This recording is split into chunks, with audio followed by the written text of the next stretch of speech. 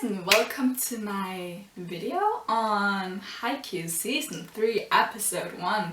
Like my One Piece videos, these aren't really going to be reviews because I read the manga and I'm afraid that if I go in and analyze things, I'll spoil these things for you, because this will be no spoilers for those of you who haven't read the manga, because I feel like, especially for Haikyuu, a lot of people haven't actually read the manga, so I'll keep this spoiler free.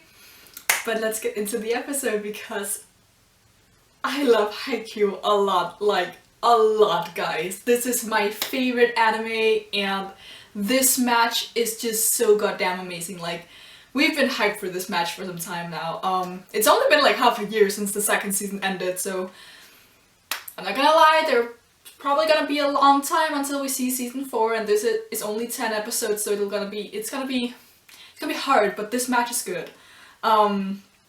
Let me just start talking about the opening, because I know we had, like, the opening was released a few weeks ago, I think, and I stopped myself from watching it because I was like, okay, I don't want to get spoiled, I really don't want to get spoiled, and then I watched it when this episode came out and I just had like,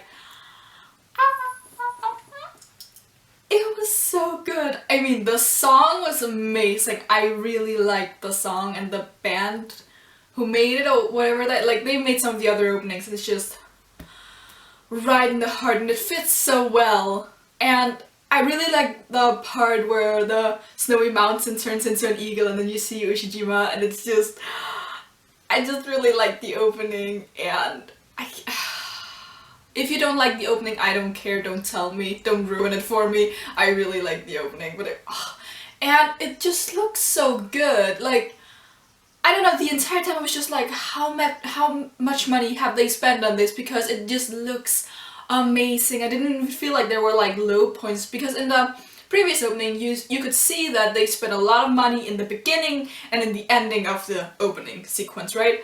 But in this, it was just, it flowed so well, and the part where we see all of the regulars have their own like spotlight, and everything around him is just like bleak colors, and then you have that one focus on that one player, and we have them doing their move in slow motion. Ah! So good. Yeah.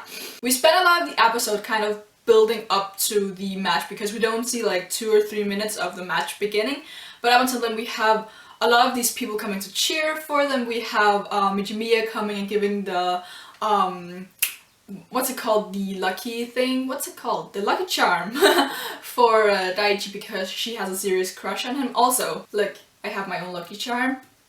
This is actually for good health, but let's think it's for victory. Let's all like pretend this is for victory, because also, I don't know about you, if you've ever watched Kuroko no Basket or read it or whatever, the sequence where we have all the players being presented and then just going high-fiving their coaches, and that scene reminded me so much of Rakusan versus Seren. Like, what the hell? It was, ah! I'm not gonna scream too loudly because that'll ruin someone's ears, but damn, the feels are real, and I read the manga and I'm so excited. Like, everything is just setting this match up to be so freaking amazing. And like, even in this episode we had a few moments where I was like, okay, you could see where they spend the money and stuff like that, and there were a few, especially when Daichi talked to Michimiya, like there were a lot of still shots there. But this is only 10 episodes. If you watch this season of Shokugeki no Soma, we're gonna see like the shorter seasons usually have better animation because the season is so short, and this is only 10 episodes. So the fact that we have like a few shots like that just in the beginning, it's probably gonna mean that the match itself is just gonna look so freaking beautiful. And I actually got so excited after I watched this episode that I went to read the next couple of chapters, just because I'm an idiot and I shouldn't really do that. But there are some great scenes coming up, and I'm just like, this is gonna look great in the anime. This is the reason why I love the anime more than the manga, because I adore the manga. It's so good, and there are small details that you don't actually get to see in the anime. But the anime, like, everything comes to life so well, and the voice actors are so amazing. Let me talk about this though. I have a weird thing for voice actors. Like, if you're a good voice actor, I will love you so much, and if I don't agree that the voice fits the character, I will hate you forever. And the voice actors that we got for Shiro Torizawa, I think at this point we've only heard Ushiwaka speak, in season 2 of course, but the voice actors for the others, amazing, especially Tendo. Now I'm gonna tell you something, I don't actually like Tendo that much in the manga because he kind of rubs me the wrong way. I know a lot of people in the fandom really likes him, and I can totally see why, and I have been waiting for this season to come out just because I want the anime to make me like this character, because he's actually quite likable. He just has a few quirks that I'm not a fan of. You'll see. Yeah, I think we'll get to see him in the next 1 or 2 episodes, but he does things and I'm not quite a fan of that. I'll talk about it when we see him. But his voice actor is really great, and the dislike, the intense dislike I had for him when I hadn't seen this episode, it kind of went away a bit because his voice actor is so good. Goshiki is another character I'm not quite a fan of, but again, I'm expecting for the exposition that he gets in the anime to kind of turn me around. I didn't hate him as much as I hate Tendo, but yeah. I'm not gonna make you hate any of the characters because they are really amazing as characters. Like, Shiro Torizawa is such a great team, and they have some really fun dynamics, and they're just in general a very fun team. Like, Ukai said in this episode that if Seijo was the most complete team, then Shiro Torizawa was the most incomplete team, and you're gonna see exactly what that means because their dynamics are really freaking fun. They're just, Also, I want to draw your attention to one particular point in the episode where we see the lineup for Shiro Torizawa and Karasuno. Notice how Tsukishima is paired up against Ushiwaka.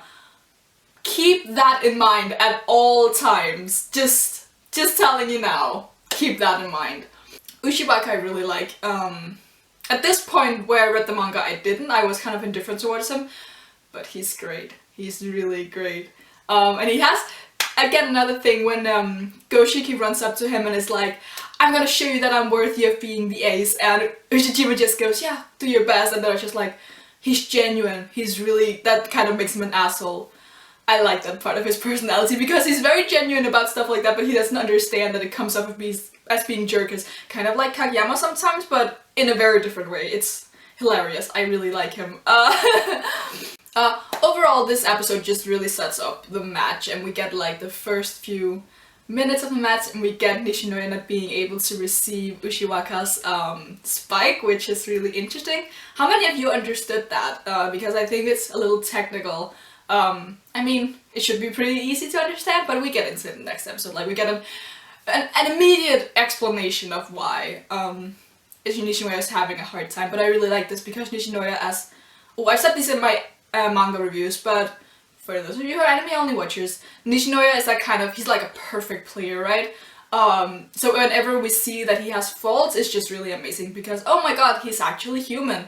Also, Nishinoya in this episode was just great. He brings a lot of energy to the team, because when we had all of the Kurasuno players high-fiving their coaches and going on to the court, we had them all just like running there, and then Nishinoya is just jumping and being like, yeah! He brings a lot of good energy, and it's saving their asses. Like in the Seijo match, the previous season, Nishinoya's energy really saved them, like their morale and stuff like that. Don't be surprised if that happens again in this season, because yes. But yeah, I think I'm gonna stop here because I feel like I am on the precipice of spoiling stuff, and I shouldn't do that. So yeah, ending it here because I could fangirl a lot, but I think I might go into spoiler territory. So yeah, leave a like if you like anything that I had to say. Leave in the comments below what you thought of this episode, and if you're excited for more, because Haikyuu is back! Yes! Yes! Yes! And yeah, you can subscribe if you're into subscribe. This is the subscribe, guys.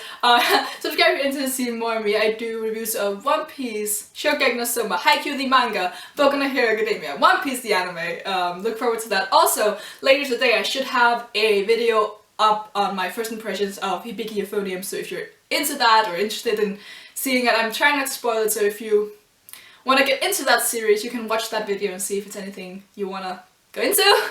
And yeah, until next time guys, bye!